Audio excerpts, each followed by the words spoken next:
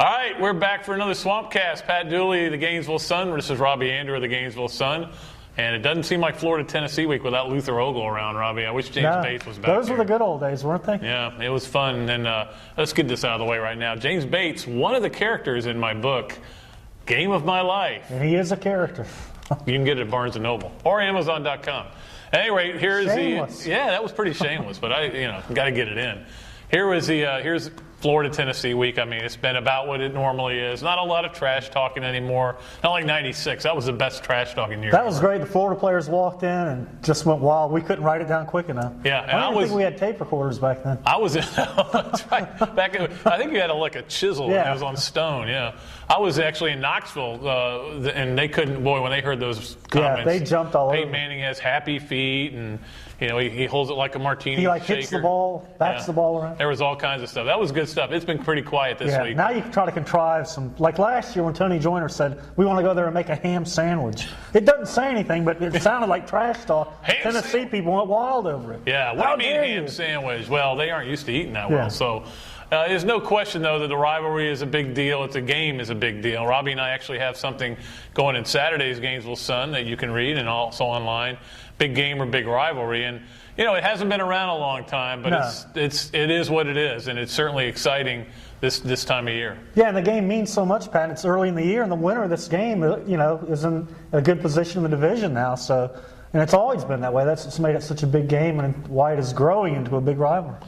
No, it is a big rivalry. Okay, we'll see about that. I win. 10 out of 15 years, the winner has played for the SEC championship in Atlanta or / Birmingham for the first couple of years. So it is important. It's not the be-all, end-all. Everybody's looking at a shootout, Robbie. Is there any chance that one of these defenses steps up and we end up with a 23-10 game or something like that? Well, I think there is, Pat, but from what I've seen from Florida and Tennessee on TV, the defenses are not the kind that these teams needs to bring into this game. And, I think that makes people on both sides a little bit nervous about that. Yeah, well, how do you stop the other guy? Exactly, and when you look at Florida, no push in the middle. The secondary's still a little bit shaky. They don't know who the safety's going to be. Eric Ainge, is he going to exploit that? I mean, Eric Ainge is a veteran. He's been this is his 12th road game, so he has been around.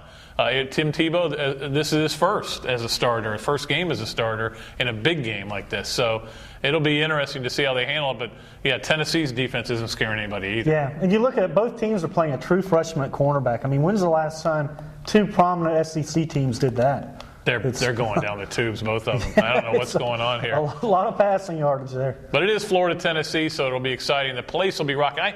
Robbie, 2 years ago, that place was unbelievable. I remember watching that the following summer on the DVR, and just being overwhelmed on TV with the scene there.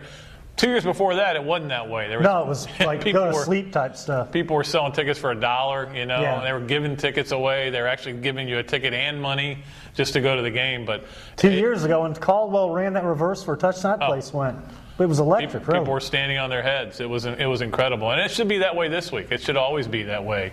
So we'll see. We'll see what happens. I'm picking the Gators. It's not homerism. It's this home field rivalry game.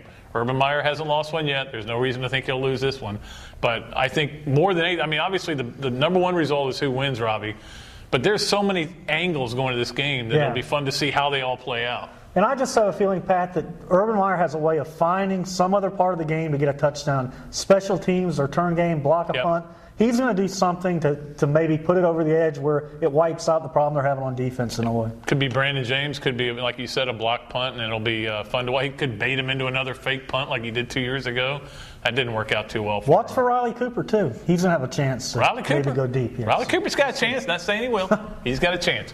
All right, well, hey, we got all these cameras now. I should do like in broadcast news and stop and get a tear going down. Look over there, Pat.